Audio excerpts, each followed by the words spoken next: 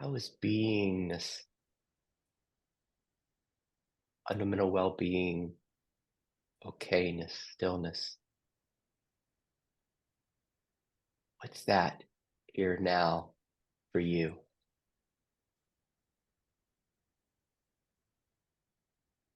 Its flavor.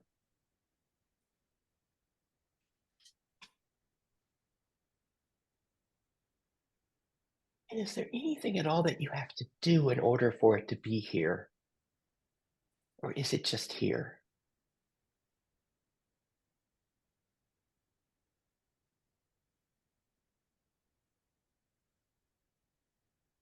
And how do you know it's here?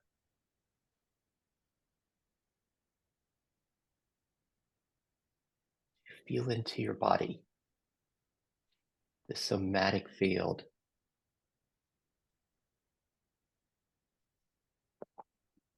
What are the indicators of this beingness? Is there a relaxation? Is there an openness? Is there a stillness? Is there a peace? Relationship with the breath different? Or a sense of heaviness in your pelvis? Or a sense of groundedness?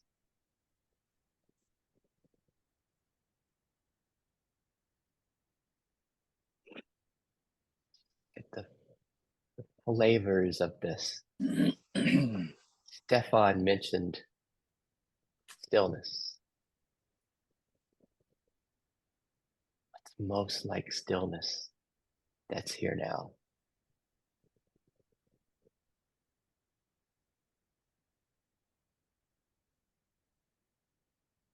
And where do you find the stillness?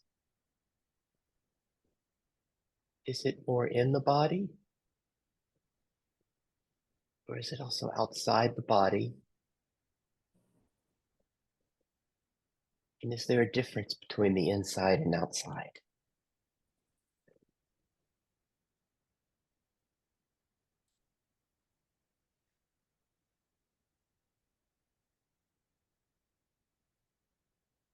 Is there openness here? What's most like openness that's here for you?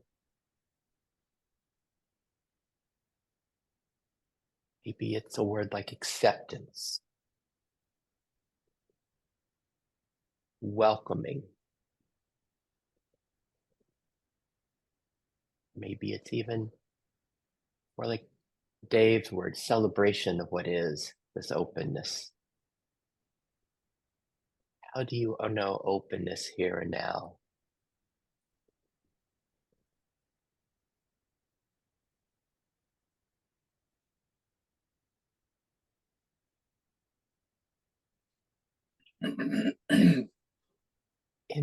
And then where is this? Where are these qualities of being? David mentioned transcendence. When we connect with the stillness, the peace, the openness that's here, does it feel like it's we're transcending more out there? We also find it deeply in here. Can we feel the density of the stillness, the density of the openness? We find it in and as this body.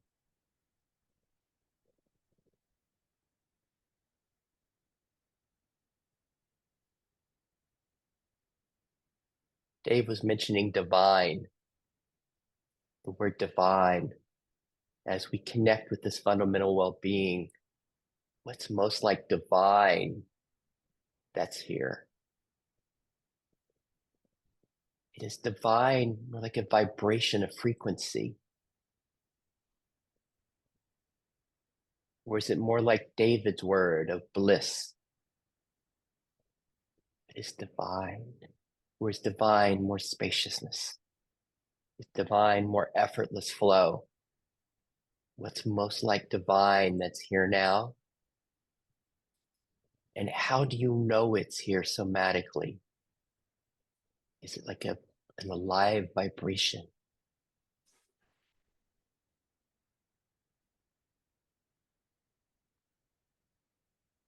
And then as we fully include the human, as we fully include everything that arises in the personal of Dave, Stefan, and David, and Sid, what's the loudest thought, feeling, or sensation that's arising in you? The most that Rupert Spira calls content, that in this work sometimes labeled as a part. What's the loudest content? Sometimes the sense of it's arising in the foreground. What's here?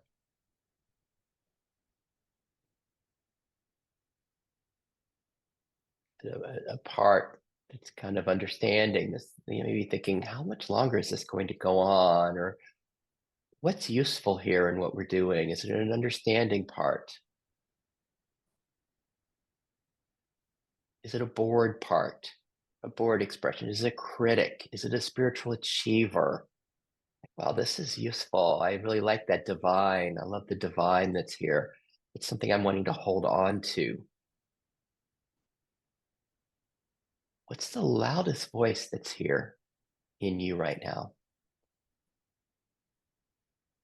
Just as we know this, where do you hear it from?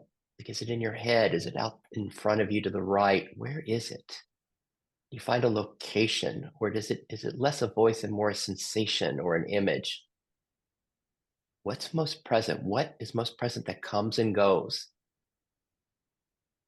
There's a sense of the sky, this ever-present beingness, and there's the thoughts, feelings, and sensations that come and go. What's the loudest, and a sense of a location for it? And then what's the next loudest arising in you? Maybe it's a resistance or a reaction to this loudest one. Maybe it's a vulnerability. Well, this is uncomfortable just sitting here in this. I'm uncomfortable. Maybe it's a young, vulnerable discomfort. Maybe it's kind of a pusher. Hey, we need to do this differently or do it better, or something should be different. Or maybe it's a critic saying Sid should be speaking faster or he should be done. Can we just notice what's arising inside of you? What are the two loudest parts? And then this is the hard invitation. Can you be aware of both of those simultaneously? Both these parts, and see if you can find a location for each of them. It can all be somatic as a sensation, or it could be as a voice that you hear or an image. Can you be aware of both of them simultaneously? And we often use metaphors for this, almost like the self, this beingness is the background, like a planetarium, like the galaxy, the sky. And these parts, the foreground, are like planets, a cosmos of planets. To be able to see them in one view, or like the parts are soaking in an infinite hot tub of beingness, or it's like a dance floor, this infinite space, and the parts, these arisings, are actors or dancers. How are you able to be aware of what's arising in you? And if you can be aware of those two, to see if you can be aware of a few more. What else is here? And just as you do that, to notice if you can be aware of two arisings at the same time,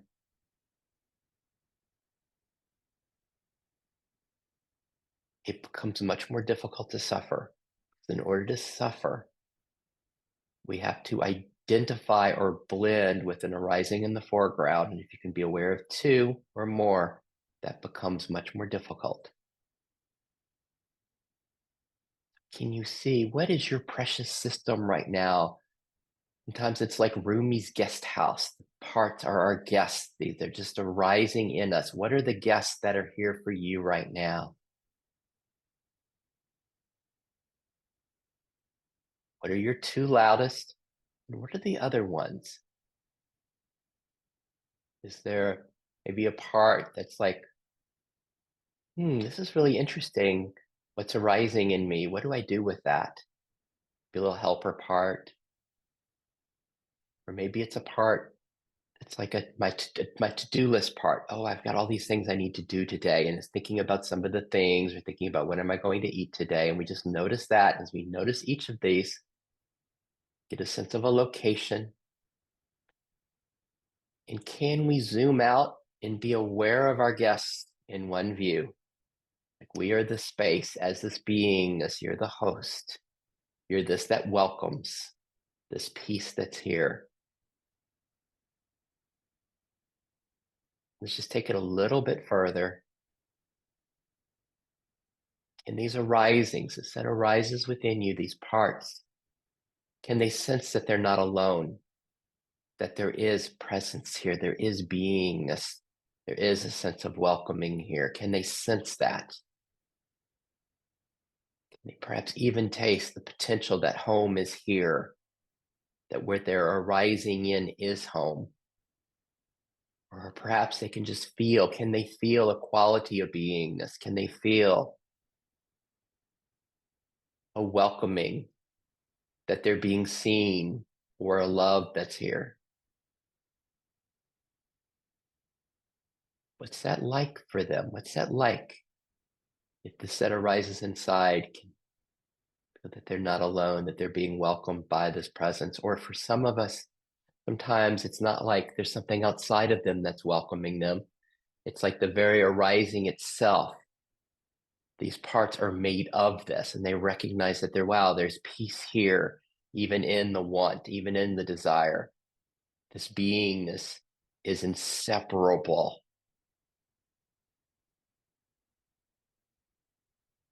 And so just as we start moving towards a close, what's it like being you? What's it like being here with all of this, with the both and, with the aliveness of these expressions of life, these parts, and also this fundamental ok-ness that's here, this well-being, this peace, openness? What's it like being both, being all, as Dave, Stefan, David, and Sid? What's it like being you?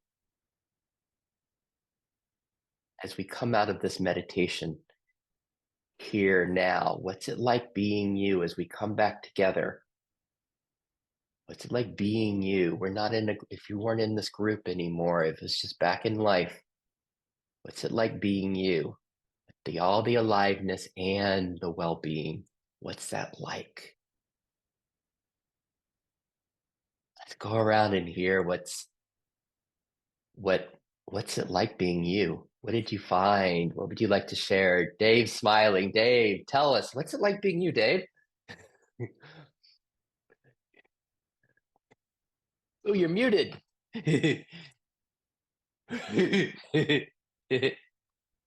Fundamentally, it doesn't matter who I am, but I need to interact with this world.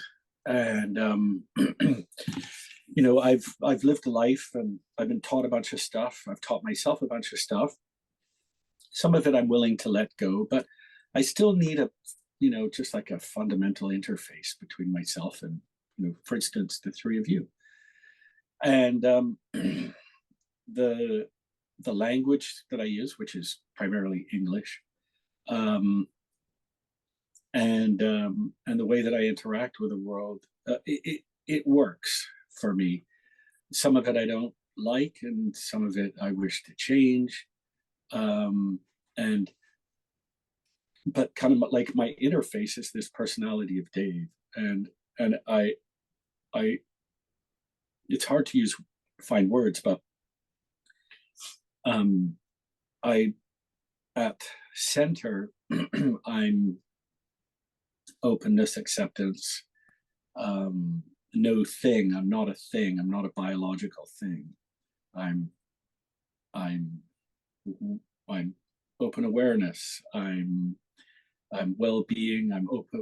All these words to try to describe a non-verbal experience, and then I kind of have that, and then to interact with the world, I have this body and this personality that kind of goes with it, and and some of the things, like my fear of doing the wrong thing, yeah, it's still there, but I don't need to let it be a dominant part of my personality. I don't see the reason to throw it out. It kind of works, but I don't need it to be dominant. Sorry, Sid, you have a question. So I do. So how do you make sense of this, the way I interact with the world, this I am, this openness, this acceptance, not a thing, this open awareness, this well-being. How is this the sense of this I, this is for all of us, this I that's both the well-being, the openness, and all of and the fully the body, the mind, the difficult. How does he make sense of this I? You use the word I. What do you mean by this word I? So um, I've had, the way that I would describe a lot of my interaction is, Dave is a portal for awareness to come into the world. And right now I'm having the realization that, Dave isn't a portal for awareness to come into the world. It's almost like, um,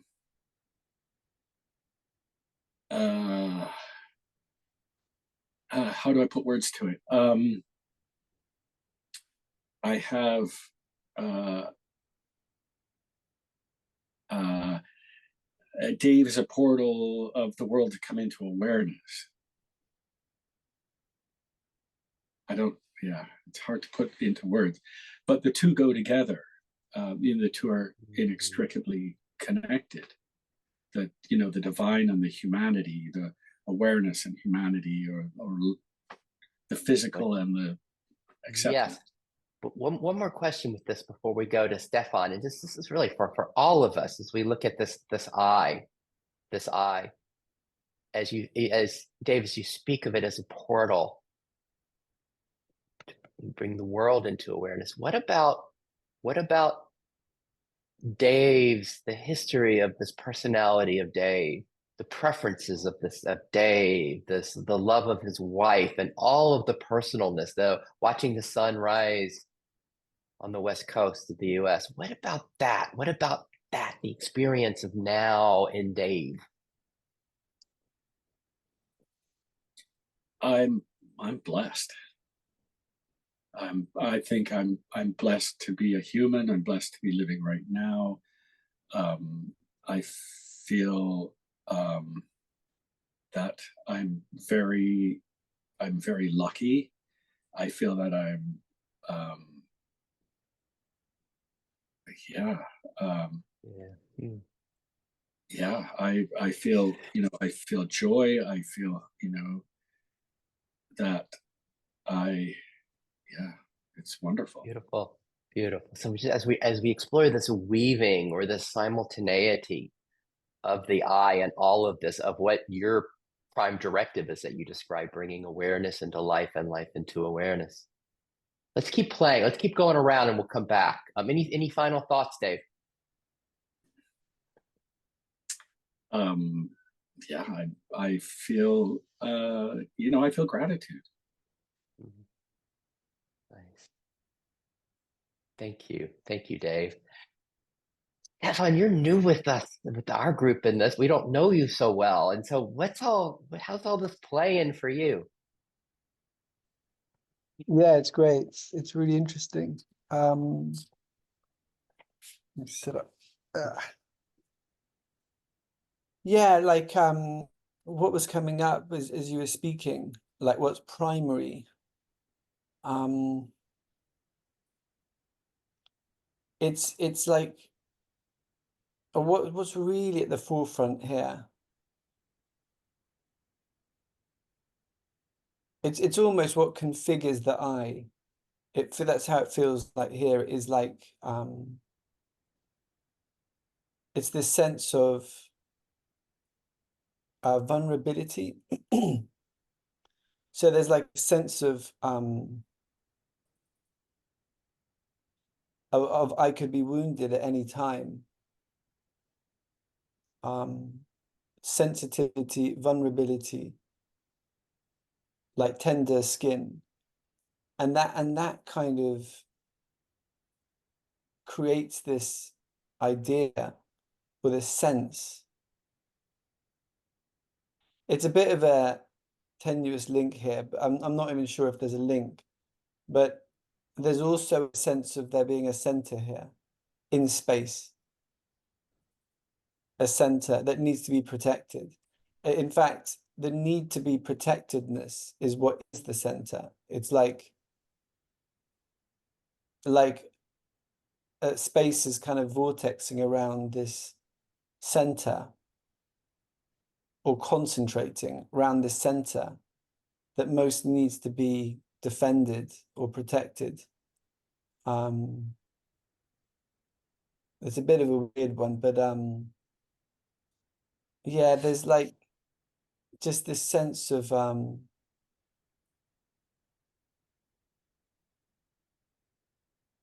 that sense of being localized somewhere, the center of my universe, is a byproduct or a consequence maybe of this vulnerability. It's sort of like a protection mechanism, or it's not even a protect, it's sort of synonymous with it. It's like concomitant, I'm not sure.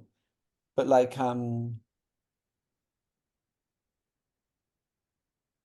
yeah, all that history, like who I am, what I am, these defense mechanisms I seem to have here, like I'm a good person, I'm a clever person, I'm an achiever, I'm a this, I'm a that. Every positive story is like shielding against this sensitivity in space. And the sort of the fact that I believe that I'm localized in space is sort of it feels here like a consequence of that vulnerability.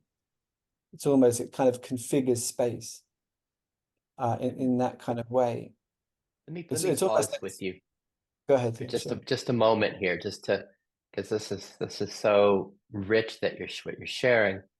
Just for all of us, how do we relate to what Stefan's sharing about the sense of a vulnerability that's here, a tenderness that's here, something that could be hurt, perhaps, and how protectiveness that comes up around it in us. And Stefan's even describing a sense of I'm this, I'm an achiever, any of these kind of I'm good at this, any of these even positive ideas about ourselves can find in there a subtle protectiveness or a defense or this vulnerability, and describing that the vulnerability and the sense of being localized seem to even be synonymous.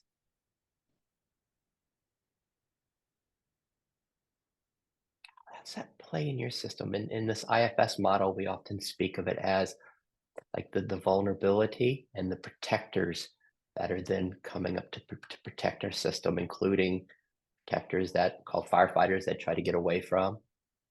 And then sometimes we call these exiles, this vulnerability kind of aspects of us that we're not really ready to look at, or we hold down or push down.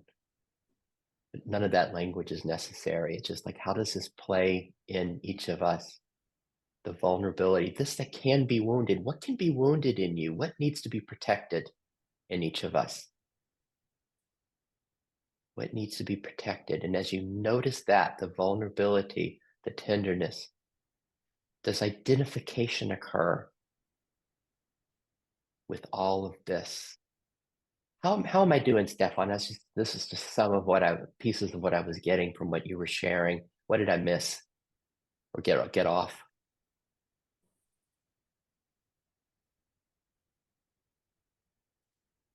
You're muted, Oh, you're Stefan. muted.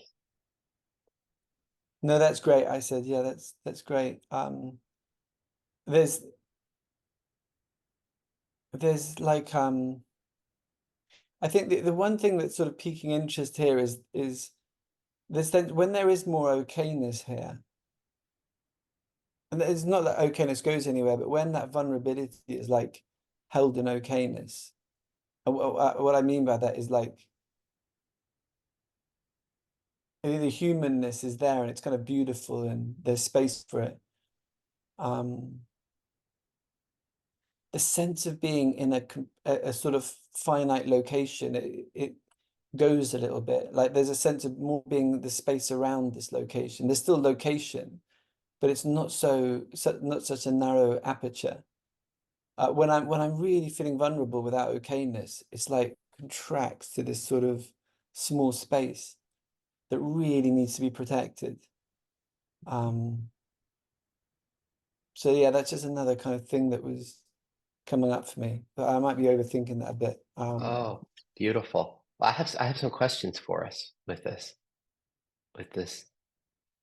vulnerability, and for all of us, when the aperture narrows, in the sense of like there's something that needs to be protected here.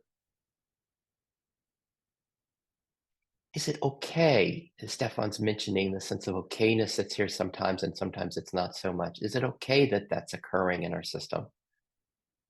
Is it okay that, wow, it's really localizing? And notice, where's the problem with that? Can we notice in each of us the voice that says, no, it's better when when it's more expansive, when there's more okayness with what is? Because this beingness, our nature, doesn't have a problem, right? It just accepts and loves what is. And can we find what is the expression? Often this is kind of a spiritual achiever, a therapist part, a pusher part inside, a voice that says, this is better than that. What's that for us? And even Stefan speaks of like being more spacious as openness. And he also speaks of when the aperture closes and it's more localized. What voice has a preference for the openness as compared to the more contrastedness? Is it a spiritual achiever? Is it one that just wants the bliss, more of the bliss of the openness? What are you finding, Stefan? Yeah, it's really good pointings there. Yeah, there's a voice in the head. It's sort of like where the forehead is. It sort of has this spiritual achiever, want to control the situation voice. Sort of around the face and the forehead. Prefers the bliss, prefers the openness, prefers the invulnerability.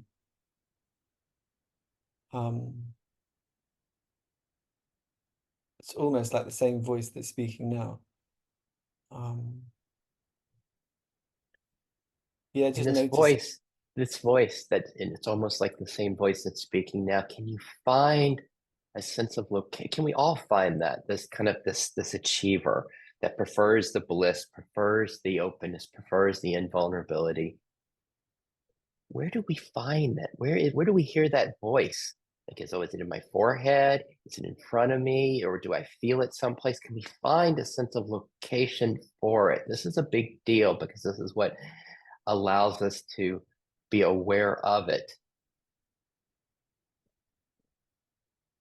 And just before we go to that question, Stefan, David, how long are you leaving us in 15 minutes today? I just want to make sure we have full David time. Yeah, 7 o'clock. Hey, Stefan, can we come back around to further dive into this? Because we don't want to miss what David has for us today. You don't know that yet. you might want to miss it. What's going on with you, David, with this, where Stefan's kind of leading us today? How's that going for you?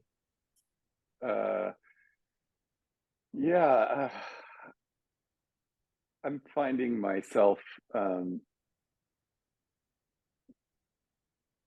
coming to more of integration or simultaneity or whatever, like what was coming up for me, like I could find peace like earlier in the call, but I also had this sort of discontent that was sort of like a wet blanket or whatever, and I could only feel so much of the like other part of it, and I didn't like that. And then I also have thought about some things going on with my life and had anger, and so I let it all be together, but I still had that like limitation or that um yeah, that sort of discontent that's kind of there and didn't let anything else good like really flower. As I sort of accepted that over the last 30 minutes, it's sort of blending together, I guess, or What's the discontent, David? dissolving. What's that? Is that, can we find the particular voice or part that is that wants my life to be different, that's angry? What is it that, that's kind of this, that's obscuring this discontent? What's the flavor of that? Yeah, I want my life to be better. I want like there's several things that like I just really need some things to change and some breakthrough. Like I do need to have more money. I do need to have better relationships, whatever. Like, and some of it's been going on for so long that it's sometimes hard to see that it can be different. But yeah, so I do really want to see things change. Yeah, absolutely. At the same So, time, what I so, said so earlier that, is mhm. it's not. I'm sorry. Well, what I said earlier is like it's those circumstances aren't what's going to create my joy and happiness. Like it's this fundamental well-being and these deep mystical places I found in in this so, community. so, so what about that now? Like right now, this this fundamental well-being, this okayness, this causeless happiness. Just notice what of that is here, and just for all of us, and because this is where fully including our human. This is where David's so help. We don't want to miss any of these gifts of David's right here of fully including our human, fully including the voice that God, my life would be better if my relationships were different, whatever. All the if my life would be better if. Just notice what fills that in your system. We can find that as the weather, and then as the sky, this that's untouched, this that David you're speaking of, this simultaneity, this integration with this well-being that's here. As we notice the sky, whatever flavor that has, and then as you notice the parts, the voices that would like something to be different, how do you make sense of that? How does it work in your system to have both there? Is there a metaphor, an image, or how do you make sense of that? Like right now. I don't know if I have a metaphor. As I was thinking about it, and with that discontent feeling, I just want to feel better, which part of me with my past is I just want to have a beer or something and just like get a buzz and like just blast off that whatever that is. But that's not really the solution. But that's the temptation or tendency is just give me something from Great. outside that's going to break this off. Great. So how about that? How about when we hear David say that, just if we can, how intimate can we be with that? That, yeah, this is David's system, but how is that speaking to our system? Like for me, it's not, instead of the beer, it might be, it's Netflix, it's pizza, it's talking with a friend, or it's going to bliss. It's like, oh, well, let's just step back and do this little, go to this, the bliss that's here, the beingness here, the spaciousness that's here. But can we find it's kind of motivated by similar voice? Like I would prefer that than this. I would like to get away from this discontent that David's describing. How does that play for each of us? Like he's taken us someplace really beautiful here. And one last question for all of us, especially for you, David. It's like this that wants to go, that this that would prefer just going getting a beer, right? It's like everything will be okay. Go get a beer, get away from this, everything's okay. Can we see the innocence of that in each of us? This that would prefer the bliss, that would prefer something different than the discontent. Can we see the innocence of that voice in us? What are you finding, David? I see the innocence in wanting to have a beer. Yeah. Yeah, exactly. uh, I never thought about it that way.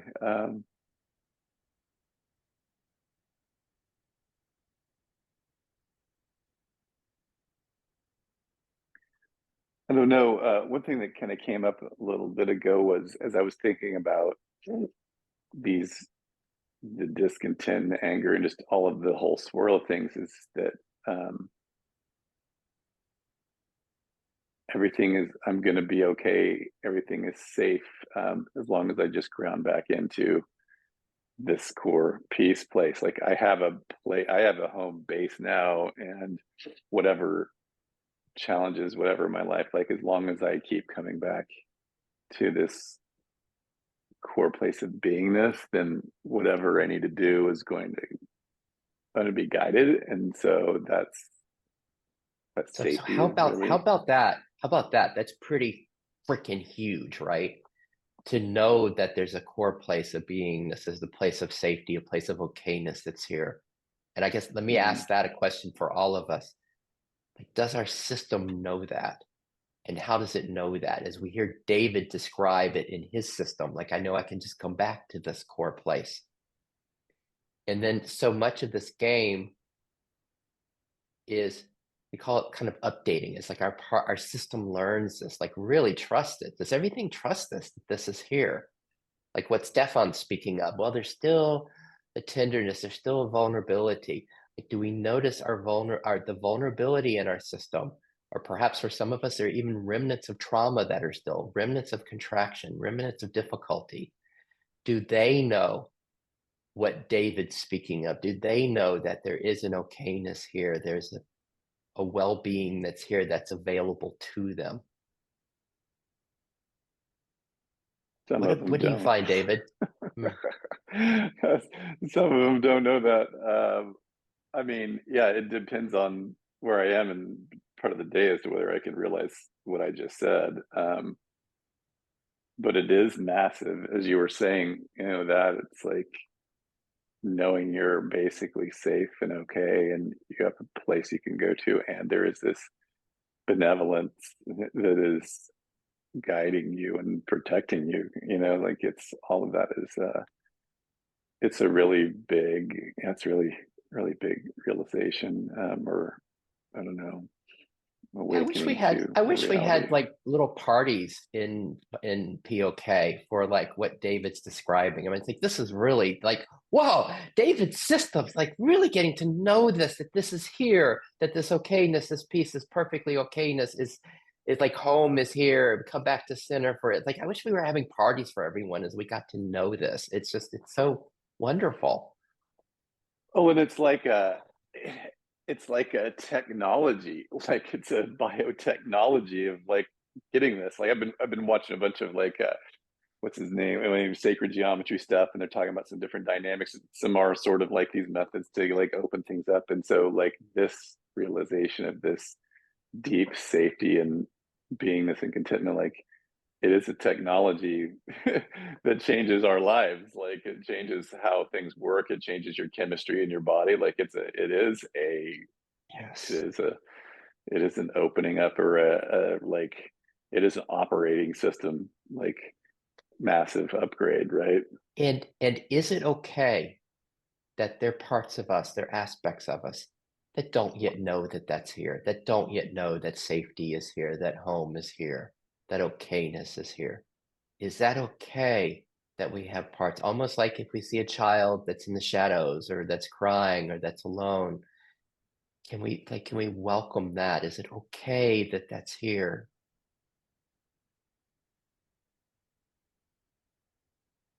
Depends on which part of me you ask. Part of me says, "Hell no, it's not okay." But as I try to allow myself to, like, I let those voices sort of dissolve as I like, yeah, okay, it's okay, because the reality of the deep presence is more real than all of those things. And can we all find this? Can we all find that when David says, hell no, that's not okay?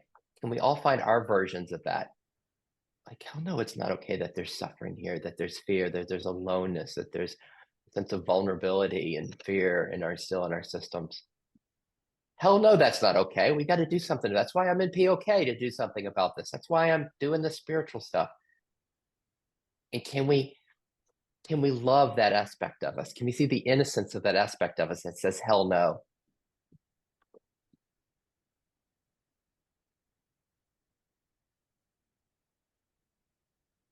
I mean, part of me is, I don't know if I can see the innocence. Part of me is like angry that I'm angry about it. That makes any sense. Yeah. Yeah.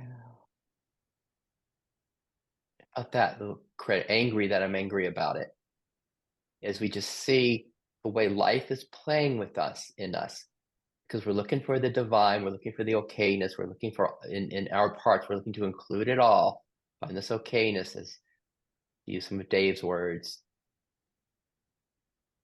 this divine of this play that's happening in us. Can we all, as we hear what's happening in David's system, we might have parts that are saying, oh, that's David's system, that's not mine. But can we also see the preciousness of how life is playing in his system? Can we find an intimacy with how life is playing in David's system? And can we find a dearness with the way it's playing? With his parts, with the hell no, with the I'm angry that there's angry here. And there's a reason we're doing this, in that it can be much easier to find love and compassion and acceptance for someone else's parts than for our own. And if we could truly be intimate with David's here and really see the beauty in what's arising in him, it makes it easier to develop that relationship with that which is most difficult to accept and love and celebrate within us. We're almost out of time with you, David. Before you leave, what else you got for us? That's pretty good. I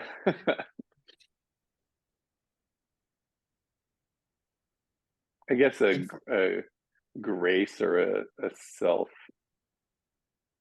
love, like being angry that I'm angry is a self-hatred almost, right? Like, and that's something I've realized that was under the surface that I didn't realize to what degree I had that self-hatred in the last couple of months. Like, oh yeah. Then when I have the experience of love and like huge forgiveness or grace, I realize, yeah, how hard I've been on myself, sort of mostly subconsciously, or how much like self-hatred or loathing there was there under the surface for all these years. Yes. And it's sort of dissolving in, presence of God, I guess, right? And as I realized that, oh shit, that's what that was.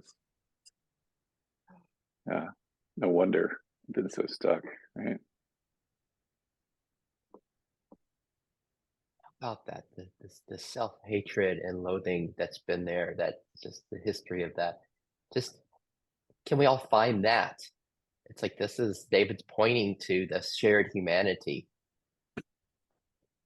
This that we have in our own system, this self-hatred, self-loathing, and compassion for that, as David's describing. There's a sense of more acceptance of what is and of what's happened, more of an understanding of it. Anything else with that, David? I mean, it's all so deep and universal for us, what you're pointing to. Yeah. Yeah, I guess it's the connection with source and presence and love that illuminated that, right? It's like, oh, like, okay, so part of what we do here with this, IFS process is like, okay, what are these other parts or these tensions or whatever? It's like, when you get into the presence of that purity, then the impurities sort of become pretty obvious, right? Because I never thought of myself as having self-hatred or self-loathing. Like, it really was under the surface. And like, you get into real purity and presence, and it's like, oh, look at that. Son of a bitch. So it's dissolving, which is great. But yeah, it's there's a lot of techniques and methodologies for like inner healing, and I've done a bunch of it. And like, at the end of the day, though, just getting into this place of love and presence and peace is like going to heal everything, because the other stuff can't exist, or it can't hide anyway, right? In the context of really getting into a place of deep, nice, presence. So yeah. Thank you, David. Thanks for sharing that, David. It's in my own experience, it's very relevant what you're saying, and also I found that having become aware of awareness or discovering fundamental well-being has been a very healing process as well. Right. I mean, it's almost like the starting point, right? We all want to like take 45 days and get to this place, fundamental well-being, but in a way, it's like a doorway, right? It's just the beginning, and like I'm really excited about like, okay, once you can really be persistent in this, then like where can you go? Because obviously, there's a lot more that we're created to be as human beings. I was listening to someone, I think Greg Braden, he was talking about like the danger of technology and like having like computer stuff put into our bodies. Like we're in danger of changing what it means to be a human before we even realize fully what that is. Like, and the technology of what a human and divine being is. And it's like, oh wow, there's a lot more for us to like live into as we go through this opening, this beginning. Got a question with what David shared. This self-hatred and self-loathing. Is love and bliss better than that? Is love and bliss preferable? But so let's notice. If we all can notice the part of us that says it's better than. If we're really looking at celebrating the humanity just as it is, let's just notice the part that has a preference for it to be different.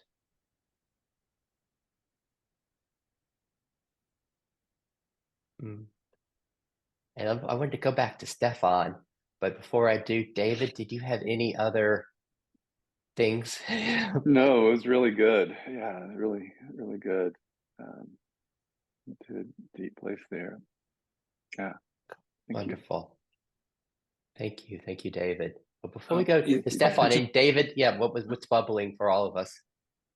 If I could just continue with what David was saying. I'm so sorry, guys. I just have to go as well. Oh, darn! It was so amazing, Sid. Like, just so quickly, what that last point you made was so. I'm going to meditate upon that. Finding that preference, that sort of okay-ness with suffering.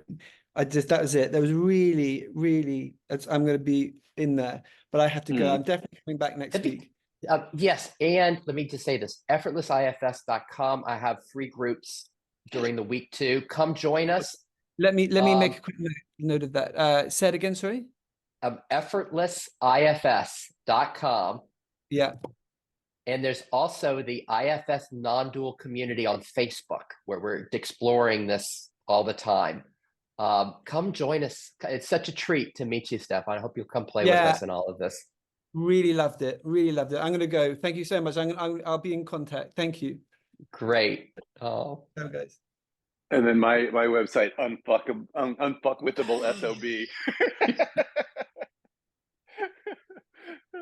I've been trying to think of some kind of a thing like that for the effortless IFS. So like yeah, unfuckwithable SOB. That's my website. Yeah. So thank you guys. I gotta go get kids to school, but yeah, good stuff. Do you have 1 minute?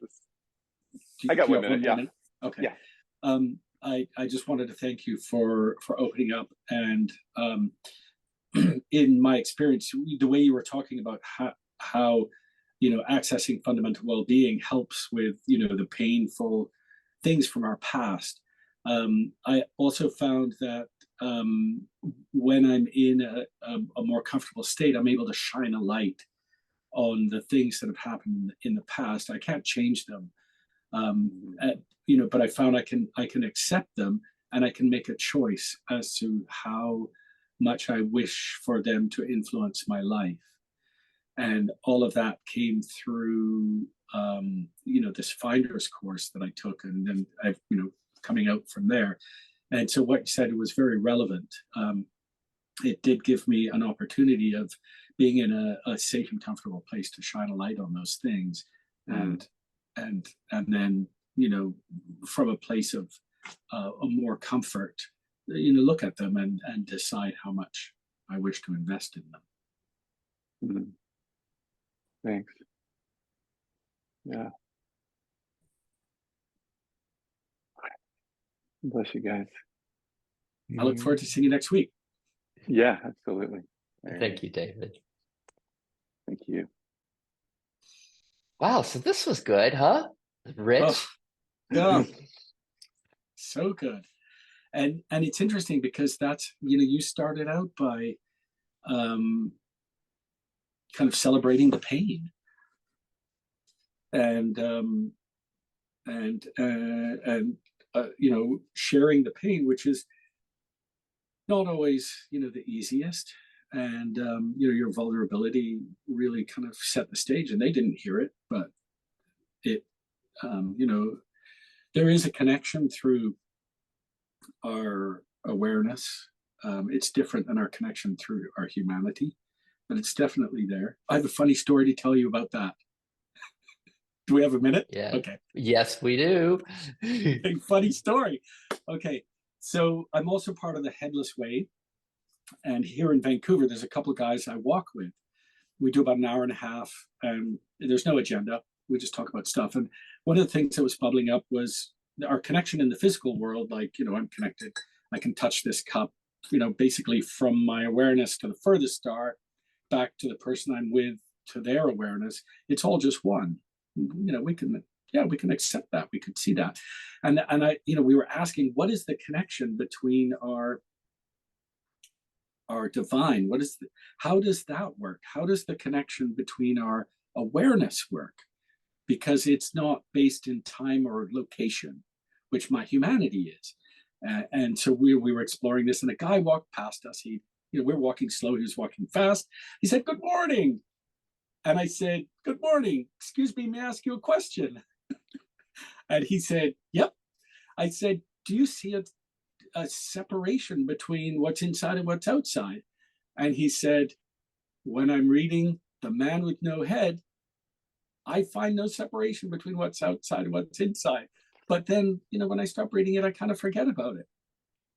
And Really? and that just brought to the forefront the connection. It's a different kind of connection, but it's there. And you started out by being, you know, vulnerable and talking about painful things, and that, without verbalizing it in our kind of human place, it set the stage for our meeting today. And I just wanted to kind of bring attention to that, and thank you for doing that. It was really great. I like that. You know, where David went with the self-hatred and the loathing. Mhm. And it's like to really, some of it is just the getting closer to that, the acceptance of it.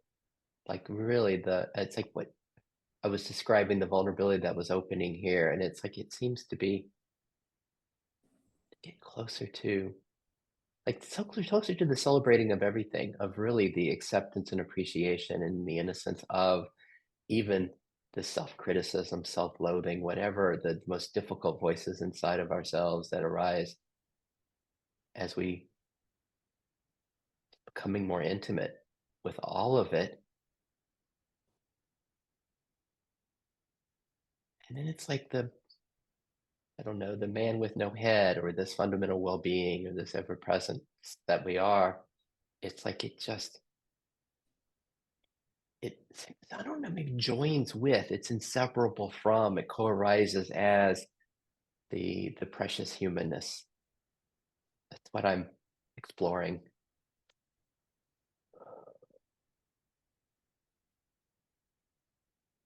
Mm-hmm. We have, you know, we've been blessed with the opportunity to be human for a period of time, and also now, I mean, yeah, it's so remarkable. Our force of life, our awareness has brought life into this dirt that we inhabit.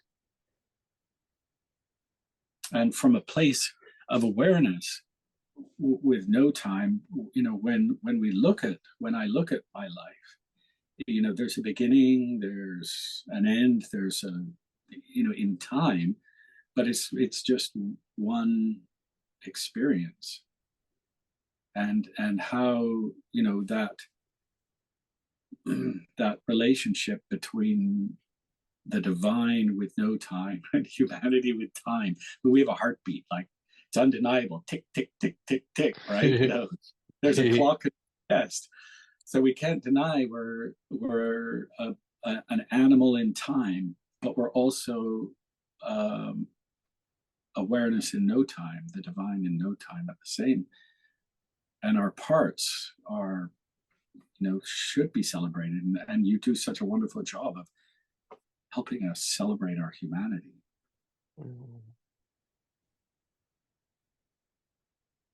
It's a good thing. It's a good journey. It's a good thing, isn't it? It's like what you describe and what I share, that vision of celebrating our humanity, celebrating all of this. It's like a fun game. It's a nice game we get to do, and playing in this and practicing and exploring our edges. I mean, you and what we've been doing for the last hour together, it's a good game. I also, as a facilitator, I've seen you encourage a person to not attend this meeting, and having that ability to know beforehand that it's not good for someone is very important. And you were firm and not judgmental with that person. You explained that this is, perhaps not the best venue. And when we start talking about our vulnerabilities and our pains and self-loathing and all that, it's important that we're responsible for our own journey, and we're able to do that, because we're speaking so lightly about these things they can be very difficult to touch, right? Where David took us. I mean, and we want to be gentle in ourselves, and also we want to support our friends in gentleness for them, and we don't want to be like, oh, let's just push, let's go to the heart of darkness together. It's like, oh, I don't want to do that. No. And so it's important that we're able to go there and come back. Yeah. And do it. It's like there's a reason we have these protectors, right? There's a reason. It's like it just, there seems to be an organicness to, as it allows us to come in and touch things, and some things like, no, I don't want to touch that thing that happened to me when I was 8 years old. And like, okay, I want to honor that.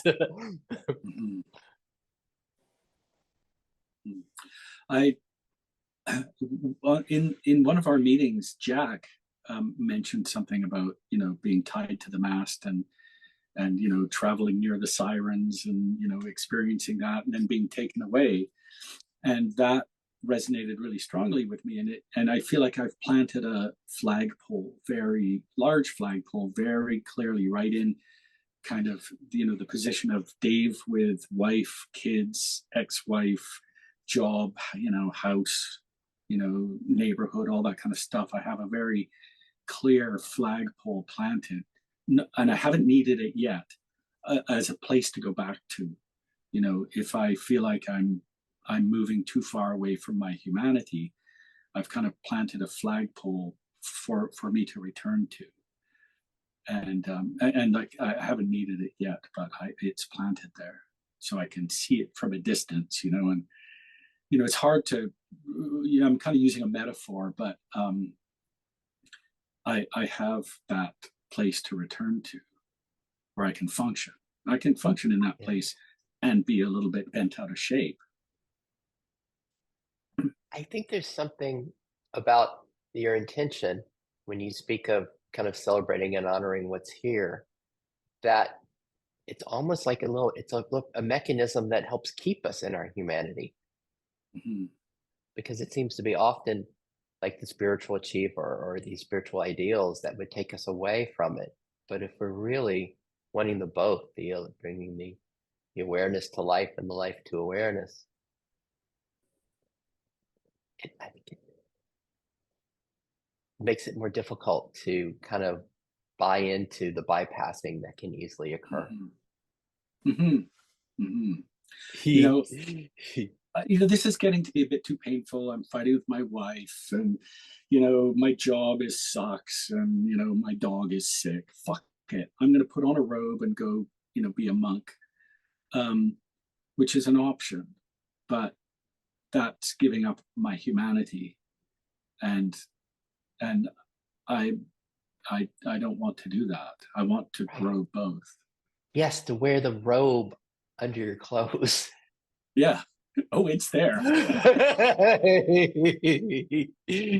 Because that's the hard part, man. It can be easy just to put on the robe and go. This is more difficult. Oh yeah, you can see the robe. You can see the fucking bells on my fingers. You can see them. Not everyone else can. And we can get right into the conversations. It's normal. Like other people around me, if they heard us talking, they'd be like, "You guys are talking crazy shit."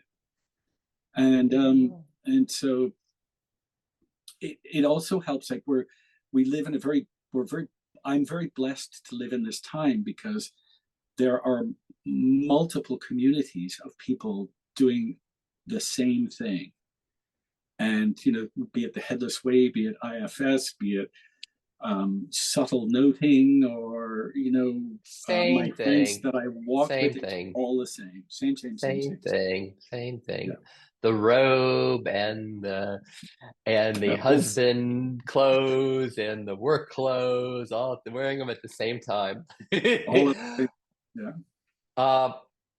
I maybe should take this opportunity, since it's the two of us, to kind of close early, because I was going to be rushing to a business meeting from here. Okay. Any kind of, is that all right? And yes, absolutely. Yeah.